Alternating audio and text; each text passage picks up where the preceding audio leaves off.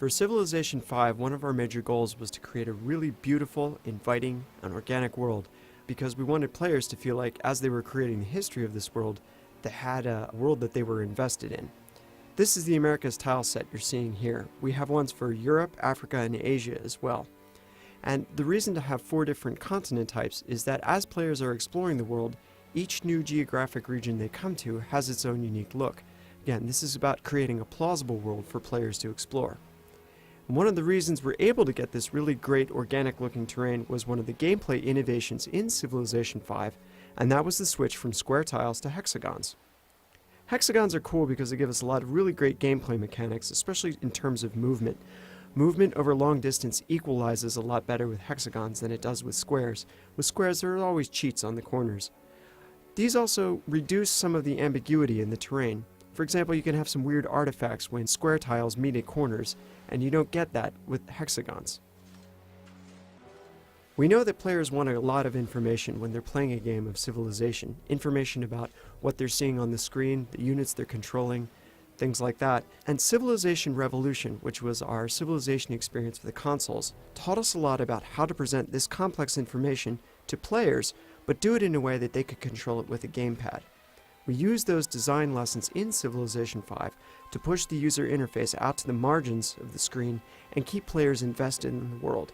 For example, we do things with unit functions so that functions that players typically need, like move and attack, are always visible, and secondary functions like delete the unit are behind the fold.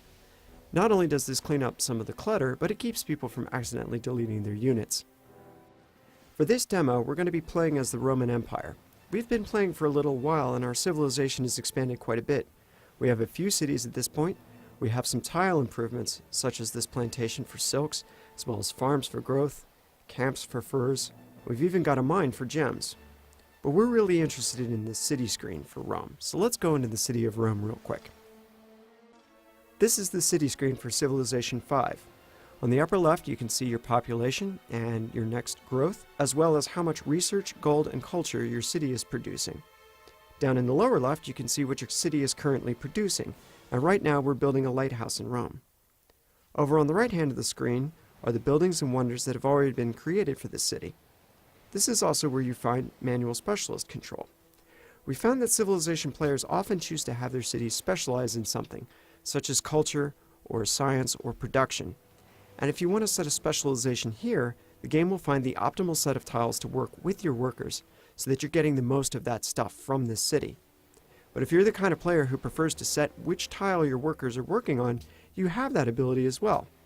Again, this is about using the user interface to streamline aspects of the game, but still give players the ability to manage some of the fine details. As with previous Civilization games, culture will continue to expand the borders of your civilization, but now you'll do it one tile at a time towards resources that are important for your current focus. You can also use gold to accelerate this process. We're going to buy 2 tiles here, and when we return to the map, you can see that these have been added to our empire. This can be a valuable strategy for growth. You can send a settler out near some valuable resources, and then use your treasury to buy up the land near your new city. Culture is also the currency for the social policy system, and this is a major new part of Civilization 5. Social policies improve specific aspects of your civilization. For instance, here we have the aristocracy social policy, and that improves our ability to create wonders. These social policies are also keyed into the cultural victory of the game. If you complete 5 of these social policy trees, you unlock the Utopia Project, which is a world wonder.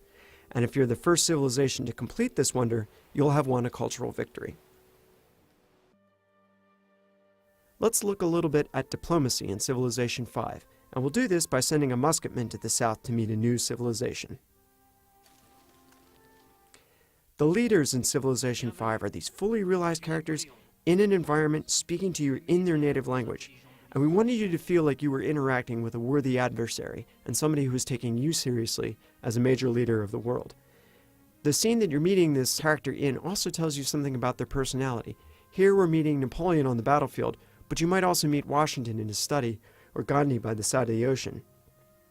The leaders don't just look cool in these diplomatic scenes.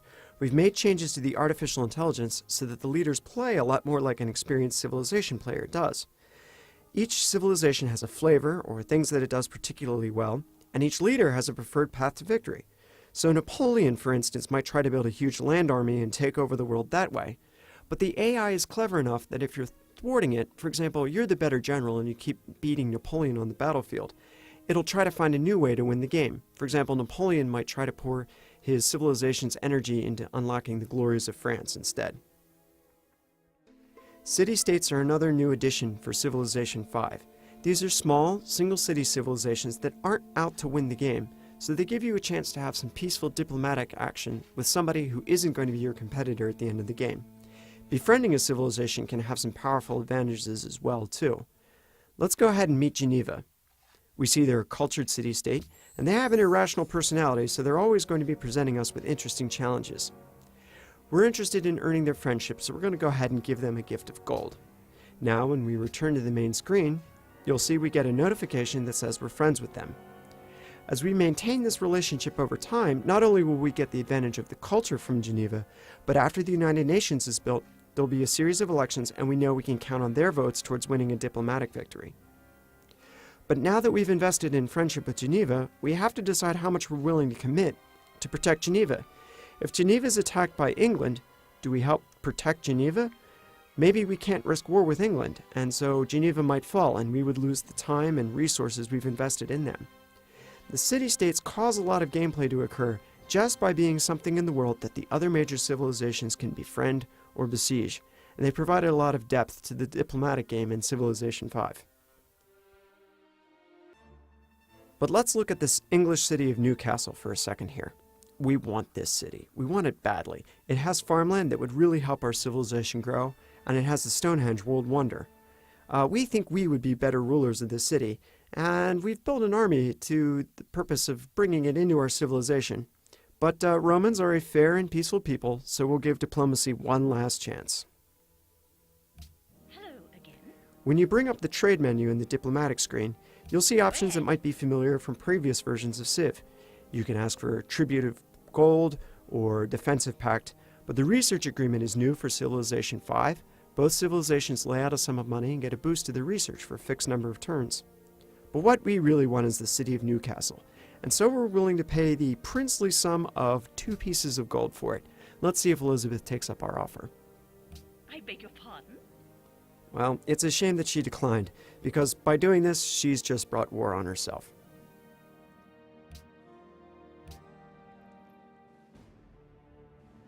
We shall never surrender. Combat is an area of the game that's seen a significant change in Civilization V. We're bringing real tactical combat to Civilization with the introduction of 1 unit per tile. In previous versions of Civilization, you could put any number of military units into any tile on the board, and you could sort of ship these at an enemy city, and this was what our fans affectionately referred to as the Stack of Doom. Now you'll need to think very carefully about what units you're building and how you're deploying them in the environment.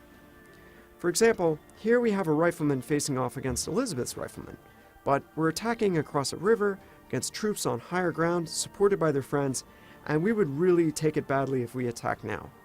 What we can do is soften up that unit a bit by firing on it with a ranged unit. Ranged units are another important part of the strategy in Civilization V. Ranged units can attack over frontline units and sort of prepare them for an attack. Since we've done that with our cannon, we can move into attack.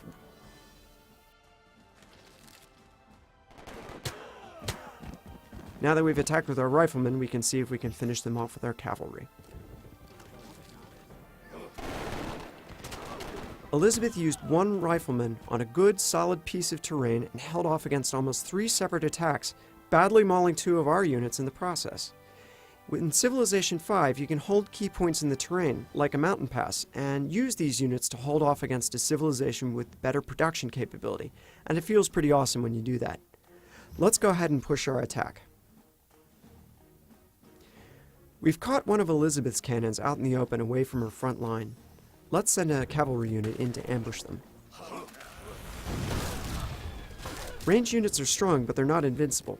You'll want to protect your range units with a good solid front line of defenders. Because Elizabeth made good use of the units that she had on the terrain, she was able to break up our advance on Newcastle. We would have to heal up a bit before we could push on to Newcastle itself, and by then she might have brought up reinforcements. So, for right now, we're going to shift to another location where the odds are much better in our favor. In this situation, the odds go much better for us. Gloucester's lightly defended with only 1 unit at sea and 1 on land. So we'll look at how cities defend themselves in Civilization 5. Each city has a fixed number of hit points, and you'll need to bring these to 0 before you can march in and occupy the city. Our frigates have done a pretty good job of battering Gloucester's defenses, but we still need to occupy it from land. So let's send in our armies to attack. We've taken Gloucester. We have some choices here. We can burn the city to the ground and salt the earth by razing it, or we can bring it into our empire. But if we do, we'll take a penalty of unhappiness as our new subjects adjust to life as Romans. Or we have the option to turn it into a puppet. Puppet City will produce the gold, science, and culture as normal, but we don't have the option to choose what's built there. However, we will take less unhappiness for doing this.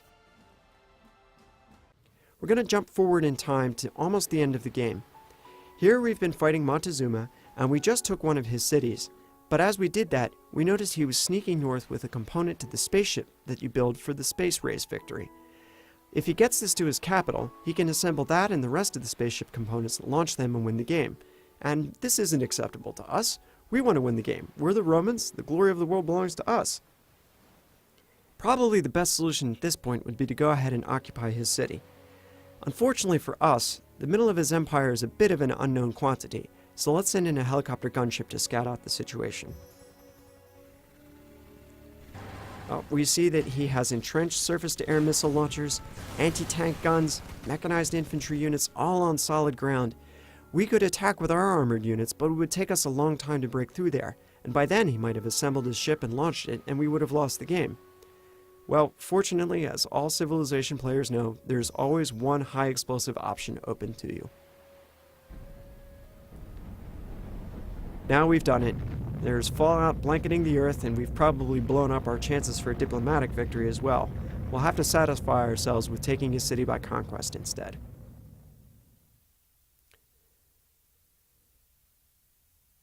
Now we've taken Montezuma's capital. We've taken our first capital in the game. If we take all of the enemy capitals, we'll have won a conquest victory. So, from here we have some choices. We can go back to England and we can keep pushing onward, and this time we're not going to settle for Newcastle. We want nothing less than London itself. And from there we're going to build the largest army that's ever been seen in the world, and we're going to push on to the gates of Paris itself and fight Napoleon. And then you can look up and it's 3 o'clock in the morning.